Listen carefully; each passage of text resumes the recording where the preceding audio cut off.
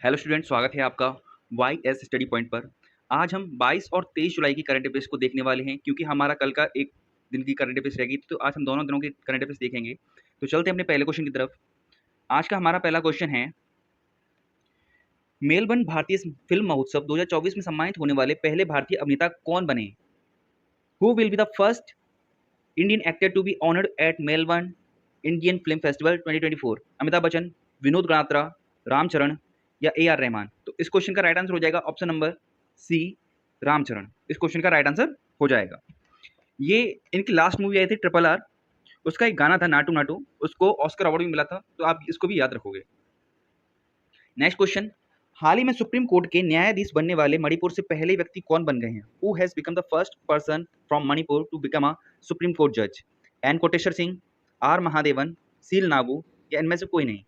तो इस क्वेश्चन का राइट आंसर हो जाएगा आपका option number A, Koteshwar Singh. इस क्वेश्चन का राइट आंसर हो जाएगा। तो ये सुप्रीम कोर्ट के न्यायाधीश बनने वाले पहले मणिपुर से व्यक्ति बने हैं। अब बात सुप्रीम कोर्ट की हुई है, तो सुप्रीम कोर्ट के बारे में जान लेते हैं, इसके महत्वपूर्ण जो तथ्य हैं इससे संबंधित उनके बारे में जान लेते हैं। इसका जिक्र हमें सुप्रीम कोर्ट का जिक्र हमें भाग 5 में देखने को मिलता है। अनुच्छेद 124 से 147 में इसके बारे में दिया गया है। 1935 एक्ट के द्वारा फेडरल कोर्ट की स्थापना होती है। उसके बाद 28 जनवरी 1950 को सुप्रीम कोर्ट ने अपना कार्य करना शुरू किया। स्थापना के समय इसके अंतर्गत एक चीफ जस्टिस यानी कि एक मुख्य न्यायाधीश और 7 अन्य जज हुआ करते थे, जो आज बढ़कर 33 अन्य जज और एक चीफ जस्टिस होता है। पहले चीफ जस्टिस ऑफ इंडिया कौन बने थे? हीरा लाल जिकानिया बने थे। सुप्रीम कोर्ट एक अभिलेख न्यायालय है। ये कौन से आर्टिकल में लिखा हुआ है? 129 आर्टिकल में लिखा हुआ है। ये क्वेश्चन पूछा गया इसलिए मैंने इसमें डाला है। प्रेसिडेंट सुप्रीम कोर्ट से परामर्श ले सकता है। ये कौन से आर्टिकल में है? 143 में है। सुप्रीम कोर्ट किस आर्टिकल के तहत रिट जारी करता है? तो 32 के तहत करता है। और हाई कोर्ट किसके तहत करता है? 226वें आर्टिकल के तहत करता है। आर्टिकल 32 में है क्या, इसके बारे में जान लेते हैं। संवैधानिक उपचारों का अधिकार यानी कि राइट टू कॉन्स्टिट्यूशनल रेमेडीज कहते हैं, यानी कि आपका कोई और अधिकार का हनन होता है तो आप आर्टिकल 32 के अंतर्गत उसकी सुरक्षा मांग सकते हैं। उच्च न्यायालय 226 के तहत रिट जारी करता है, ये हमने देख ही लिया।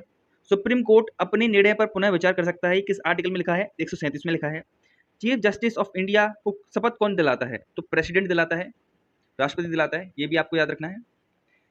ऐसे एकमात्र व्यक्ति जो भारत के कार्यवाहक राष्ट्रपति भी रहे, उपराष्ट्रपति रहे और चीफ जस्टिस ऑफ इंडिया भी रहे, तो ये कौन है? मोहम्मद हिदायतुल्लाह हैं। ई प्रवेश पास के लिए कौन सा पोर्टल लॉन्च किया गया है? तो सुस्वागतम पोर्टल लॉन्च किया है सुप्रीम कोर्ट ने। चीफ जस्टिस ऑफ इंडिया ने ई निरीक्षण सॉफ्टवेयर लॉन्च किया, जो अदालत के फैसलों को 4 भाषाओं में अनुवाद करेगा। तो ई निरीक्षण सॉफ्टवेयर का काम क्या है? कि अदालत के फैसलों को 4 भाषाओं में अनुवाद करना इसका काम है। कौन सी भाषाएं? वो हिंदी, गुजराती, उड़िया और तमिल। सुप्रीम कोर्ट के द्वारा 2 और पोर्टल लॉन्च किए गए, उनका नाम है फास्टर पोर्टल और सुस्पेस पोर्टल, तो ये भी आप याद रखेंगे। नेक्स्ट क्वेश्चन पर आते हैं। हाल ही में अंतर्राष्ट्रीय चंद्र दिवस यानी कि इंटरनेशनल लूनार डे कब मनाया गया? तो ये 20 जुलाई को मनाया जाता है, तो ये भी आप याद रखोगे, 20 जुलाई को इसको मनाया जाता है। नेक्स्ट क्वेश्चन, हाल ही में राष्ट्रीय भूस्खलन पूर्वानुमान केंद्र किस स्थान पर स्थापित किया गया है? नेशनल लैंडस्लाइड फोरकास्टिंग सेंटर कहाँ पर स्टेब्लिश किया गया है? सिक्किम, पुणे, बेंगलुरु, कोलकाता। तो इस क्वेश्चन का राइट आंसर हो जाएगा हमारा ऑप्शन नंबर डी, कोलकाता। तो कोलकाता में राष्ट्रीय भूस्खलन पूर्वानुमान केंद्र स्थापित किया गया है। नेक्स्ट क्वेश्चन, हाल ही में संयुक्त राष्ट्र जल सम्मेलन में 10वें अफ्रीकी देश के रूप में कौन सा देश शामिल हुआ है? Mali, Burkina Faso, Ivory Coast, Liberia. तो इस क्वेश्चन का राइट आंसर हो जाएगा आपका option number C, Ivory Coast. इस क्वेश्चन का राइट आंसर हो जाएगा। तो हाल ही में संयुक्त राष्ट्र जल सम्मेलन में 10वां अफ्रीकी देश जो हाल ही में जुड़ा है वो कौन सा है? आइवरी कोस्ट है। बात अब कर लेते हैं ऐसे देशों की जो हाल ही में किसी संघ में या फिर किसी जो ग्रुप्स होते हैं, ग्रुप्स ऑफ, जैसे कि G20 हो गया, ब्रिक्स हो गया, आसियान हो गया, तो इसमें न्यू मेंबर कौन सा कंट्री जुड़ा है, इसके बारे में देख लेते हैं। जैसे G20 की बात की जाए तो इसमें अफ्रीकन यूनियन नया एक कंट्री का समूह है, ये जुड़ा है। इसका हेडक्वार्टर कहाँ पर है G20 का? तो एडिस अबाबा में है। और एडिस अबाबा कहाँ पर है? इथोपिया का एक शहर है। ब्रिक्स में अभी हाल ही में जुड़ने वाले 5 देश हैं, वो कौन कौन से हैं उनको देख लेते हैं। ईरान, सऊदी अरब, यूएई, इथोपिया और इजिप्ट। अर्जेंटीना ने जुड़ने से मना कर दिया, पहले इनका था कि ये जुड़ते, बट जो इनके यहाँ पर निर्वाचन हुआ था, मतलब इलेक्शन हुआ था, तो नए प्रेसिडेंट चुनकर आए थे जिनका नाम था जेवियर माइली। उन्होंने इस ग्रुप से जुड़ने से मना कर दिया, ब्रिक्स से जुड़ने से मना कर दिया। बात करते हैं आसियान की, तो आसियान में जो लेटेस्ट मेंबर जुड़ा है, 11वें नंबर का मेंबर जुड़ा है, वो है ईस्टर्न तिमोर। संघाई कोऑपरेशन ऑर्गेनाइजेशन में 10वां मेंबर जुड़ा है बेलारूस, और 9वां जुड़ा था ईरान। इंटरनेशनल मॉनिटरी फंड में 190वां देश कौन सा जुड़ा है? एंडोरा जुड़ा है। वर्ल्ड बैंक में 189वां देश कौन सा जुड़ा है? नॉर्वे जुड़ा है। और यूनाइटेड नेशन में सबसे लास्ट वाला जो कंट्री ऐड हुआ है वो हुआ है साउथ सुडान। तो ये न्यू मेंबर्स हमने देखे अब तक जो हाल ही में किसी संघ में जुड़े हों। नेक्स्ट क्वेश्चन, हाल ही में पीएम स्वनिधि योजना में सर्वश्रेष्ठ प्रदर्शन करने वाला राज्य कौन सा रहा है? मध्य प्रदेश, बिहार, उड़ीसा, आंध्र प्रदेश। तो इस क्वेश्चन का राइट आंसर हो जाएगा आपका option number A, Madhya Pradesh. तो मध्य प्रदेश ने सर्वश्रेष्ठ प्रदर्शन किया है पीएम स्वनिधि योजना में। नेक्स्ट क्वेश्चन, भारत में मोटो जीपी के लिए किसे अपना ब्रांड एम्बेसडर बनाया गया है? तो भारत में मोटो जीपी ने अपना ब्रांड एम्बेसडर किससे बनाया है आपको बताना है। विराट कोहली, शिखर धवन, एमएस धोनी, हार्दिक पांड्या। तो इस क्वेश्चन का राइट आंसर हो जाएगा option number B, Shikhar Dhawan इस क्वेश्चन का राइट आंसर हो जाएगा। अब बात एम्बेसडर की हुई है तो उसके बारे में देखेंगे थोड़ी देर में, पहले इसमें जान लेते हैं। 2025 में ये रेस होगी मोटो जीपी भारत, कहाँ पर होगी? यूपी में होगी, और यूपी में भी कहाँ? नोएडा शहर में। मोटो जीपी भारत का स्पॉन्सर कौन है? इंडियन ऑयल है। इसका पहला एडिशन 2023 में हुआ था। किसने जीता था उसको? मार्को बेची जी ने जीता था, जो कि कहाँ के थे? इटली के थे। अब बात ब्रांड एम्बेसडर की हुई है, उसके बारे में देख लेते हैं किस चीज़ का कौन ब्रांड एम्बेसडर है, इसके बारे में देख लेते हैं। स्वराज ट्रैक्टर्स, लेज कंपनी, एसबीआई, सिट्रन इंडिया, इसका ब्रांड एम्बेसडर कौन है? एमएस धोनी है। चुनाव आयोग ने नेशनल आइकन बनाया है सचिन तेंदुलकर को। महाराष्ट्र सरकार ने मौखिक स्वच्छता अभियान के लिए स्माइल एम्बेसडर किसको बनाया है? सचिन तेंदुलकर को बनाया है। सेवलॉन इंडिया ने पहला हैंड एम्बेसडर किसको बनाया है? सचिन तेंदुलकर को बनाया है। तो तीन चीज हो गई, चुनाव आयोग ने नेशनल आइकन बनाया है सचिन तेंदुलकर को, महाराष्ट्र सरकार ने स्माइल एम्बेसडर बनाया है सचिन तेंदुलकर को, और सेवलॉन इंडिया ने पहला हैंड एम्बेसडर बनाया है सचिन तेंदुलकर को।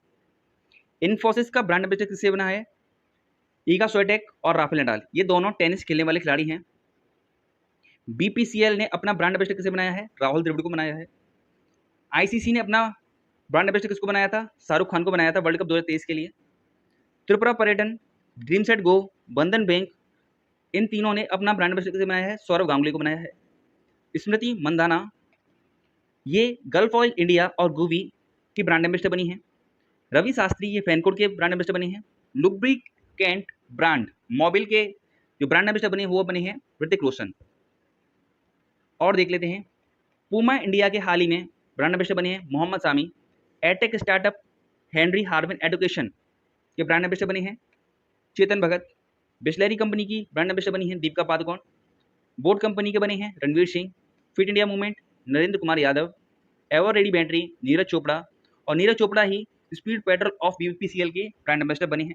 Space India Sanjana Sanghi. UNICEF India Kareena Kapoor Khan.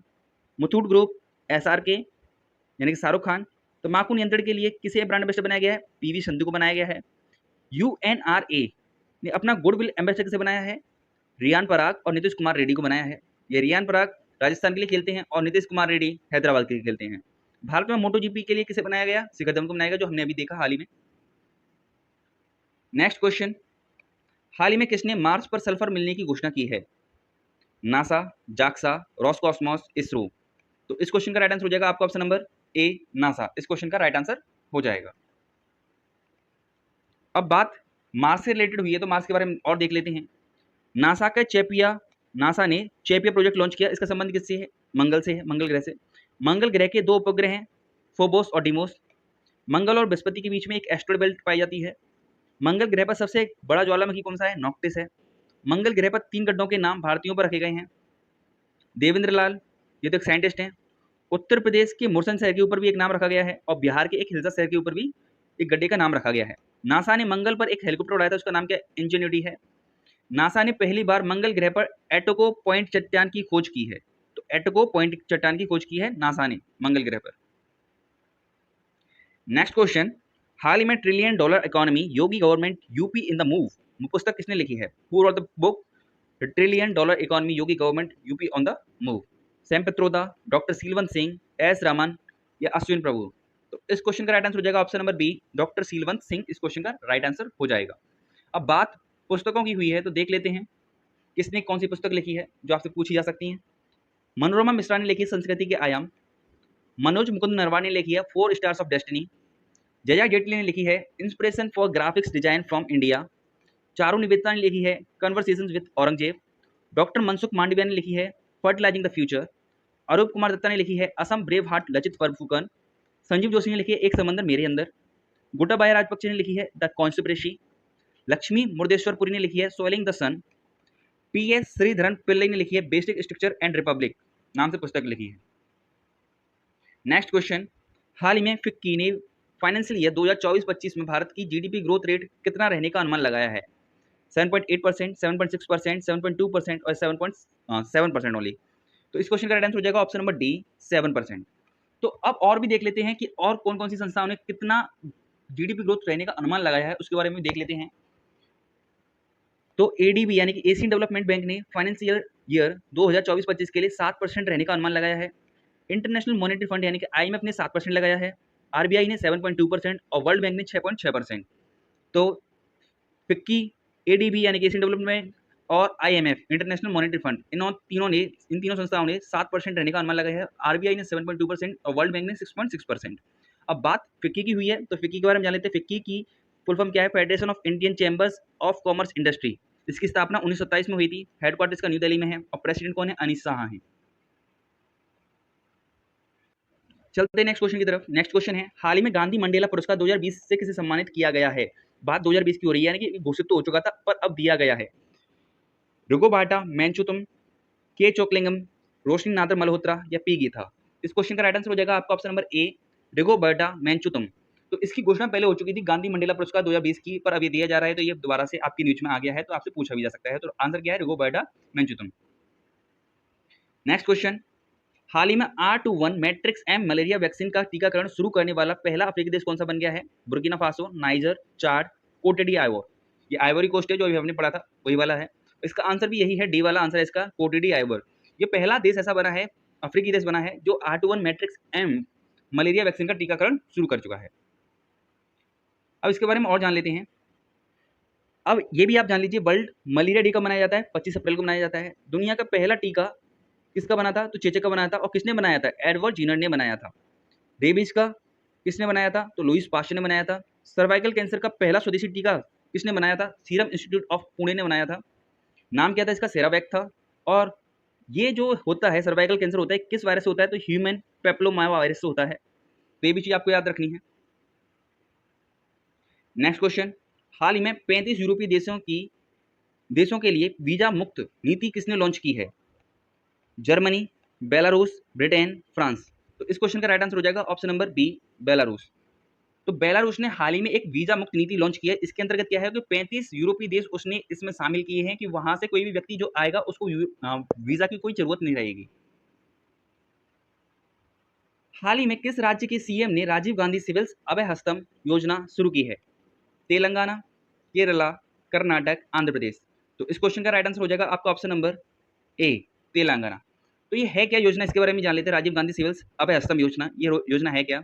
इसके तहत क्या होगा कि अगर कोई बच्चा यूपीएससी का प्रीलिम्स अगर क्लियर कर लेता है तो उसको 1 लाख रुपए की सहायता सरकार के द्वारा यानी कि तेलंगाना सरकार के द्वारा दी जाएगी।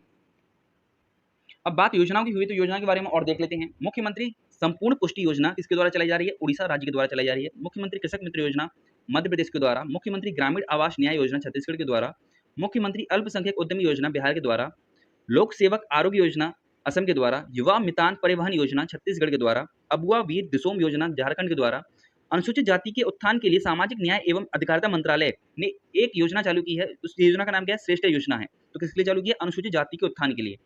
लेक लाड़की योजना ये किसके द्वारा चालू की गई है? महाराष्ट्र सरकार के द्वारा चालू की गई है। मुख्यमंत्री सुख आश्रय योजना हिमाचल प्रदेश के द्वारा चालू की गई है। तो ये कुछ योजना है, ये भी आप याद रखेंगे। बढ़ते हैं नेक्स्ट क्वेश्चन की तरफ। नेक्स्ट क्वेश्चन है हमारा, हाल ही में भारत की पहली ट्रांसजेंडर सब इंस्पेक्टर महिला कौन बनी है? सॉरी, महिला नहीं, पहली ट्रांसजेंडर सब इंस्पेक्टर कौन बनी है? जयसिंता कल्याण, एदासीजा नोंगरांग, मानवी मधु कश्यप या प्रीति रजक? तो इस क्वेश्चन का राइट आंसर हो जाएगा आपका ऑप्शन नंबर सी, मानवी मधु कश्यप। तो ये पहली ट्रांसजेंडर हैं जो सब इंस्पेक्टर बनी हैं। नेक्स्ट क्वेश्चन, हाल ही में द प्रिजनर ऑफ भोपाल नामक पुस्तक किसने लिखी है? Who has written the book the prisoner of Bhopal? R Bal Subramaniam, P S Sreedharan Pillai, Ashwin Prabhu या टिम वॉकर? तो इस क्वेश्चन का राइट आंसर हो जाएगा आपका option number D, Tim Walker इस क्वेश्चन का राइट आंसर हो जाएगा। तो ये जो भोपाल गैस त्रासदी हुई थी 1984 में, उसके ऊपर ये पुस्तक लिखी गई है। और ये घटना कब घटित हुई थी? ये 2 और 3 दिसंबर की रात को हुई थी। कौन सी गैस रिलीज हुई थी? मिथाइल आइसोसाइनेट रिलीज हुई थी। और इसी दिन को यानी कि 2 दिसंबर को हम राष्ट्रीय प्रदूषण नियंत्रण दिवस मनाते हैं। अब बात पुस्तकों की हुई है तो पुस्तकों के बारे में और देख लेते हैं। अश्विन प्रभु के द्वारा कौन सी पुस्तक लिखी गई है? स्कल्प्टेड स्टोन्स पुस्तक लिखी गई है। Mysteries of Mamallapuram. Professor S T Muni के द्वारा डेबलिंग इन डिप्लोमेसी पुस्तक लिखी गई है। शोभना के नायर के द्वारा Ramvilas Paswan the weather vane of Indian politics लिखी गई है। चित्रा बनर्जी ने an uncommon love the early life of Sudha Narayana Murthy पुस्तक लिखी है। एम जी अकबर ने Gandhi a life in 3 campaigns पुस्तक लिखी है। माधव गोडबोले ने लिखी है बाबरी मस्जिद राम मंदिर दुविधा।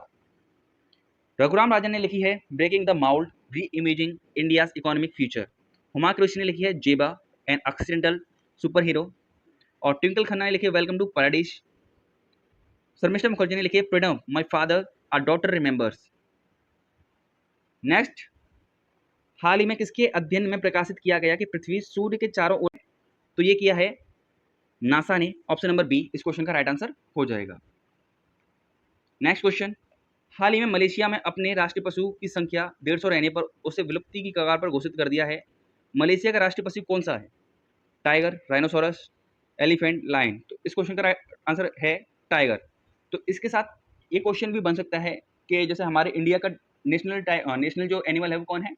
वो है टाइगर। ऐसी मलेशिया का जो राष्ट्रीय पशु है वो कौन सा है? वो भी टाइगर है। तो क्वेश्चन पूछा जा सकता है। अब बात मलेशिया की हुई है तो मलेशिया के बारे में और जान लेते हैं। कैपिटल क्या है? कुआलालंपुर है। करेंसी है मलेशियन रिंगिट। यहाँ के प्रधानमंत्री हैं अनवर इब्राहिम। यहाँ पर नहीं, मतलब एक तरीके से 3 एक्सरसाइज हमारी इसके साथ होती हैं। वो एक्सरसाइज कौन कौन सी होती हैं? हरिमऊ, उदार शक्ति और समुद्र लक्ष्मण। ये 3 एक्सरसाइज हैं, मिलिट्री एक्सरसाइज हैं, सेना अभ्यास हैं जो भारत और मलेशिया के बीच में होते हैं। हरिमऊ शक्ति, उदार शक्ति और समुद्र लक्ष्मण। सुल्तान इब्राहिम इस्कंदर मलेशिया के 17वें राजा बने हैं, ये भी आप याद रखेंगे। नेक्स्ट क्वेश्चन, हाल ही में क्रॉल की सेलिब्रिटी ब्रांड वैल्यूएशन रिपोर्ट 2023 में शीर्ष पर कौन रहा है? विराट कोहली, शाहरुख खान, रणवीर सिंह, हार्दिक पांड्या? तो इस क्वेश्चन का राइट आंसर हो जाएगा आपका option number A, Virat Kohli. पहले नंबर पर विराट कोहली रहे हैं, दूसरे नंबर पर रणवीर सिंह, तीसरे नंबर पर शाहरुख खान, चौथे नंबर पर अक्षय कुमार और पांचवें नंबर पर आलिया भट्ट। तो ये सेलिब्रिटी ब्रांड वैल्यूएशन रिपोर्ट है 2023 की जो अभी सामने आई है और इसमें विराट कोहली सबसे टॉप पर है। नेक्स्ट क्वेश्चन, हाल ही में एक ही दिन में 11 लाख पेड़ लगाने का विश्व रिकॉर्ड किसने बनाया है? Who has created the world record of planting 11 lakh trees in a single day?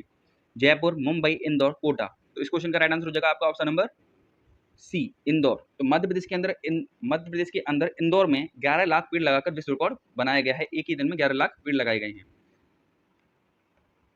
Bharat की पहली वाटर प्लस सिटी कौन सा शहर बना है? तो इंदौर बना है। स्वच्छ सर्वेक्षण 2023 में टॉप पर कौन रहा है? तो इंदौर रहा है। और कौन रहा है ये आप बताएंगे? चलो मैं बता देता हूँ कौन सा रहा है। सूरत रहा है। इंदौर नगर निगम ईपीआर क्रेडिट पाने वाला पहला नगरीय निकाय कौन सा बना है? तो इंदौर बना है। डिजिटल एड्रेसिंग सिस्टम लागू करने वाला पहला शहर कौन सा बना है? इंदौर बना है। अमित शाह ने मध्य प्रदेश के सभी 55 जिलों की यूनिवर्सिटीज को पीएम कॉलेज ऑफ एक्सीलेंस के रूप में अपग्रेड किया है। ये भी आपको याद रखना है। इसी के साथ आज का करंट अफेयर्स का सेशन हमारा खत्म होता है। अगर वीडियो अच्छी लगी हो तो वीडियो को लाइक जरूर करें, चैनल को सब्सक्राइब जरूर करें। वीडियो देखने के लिए धन्यवाद।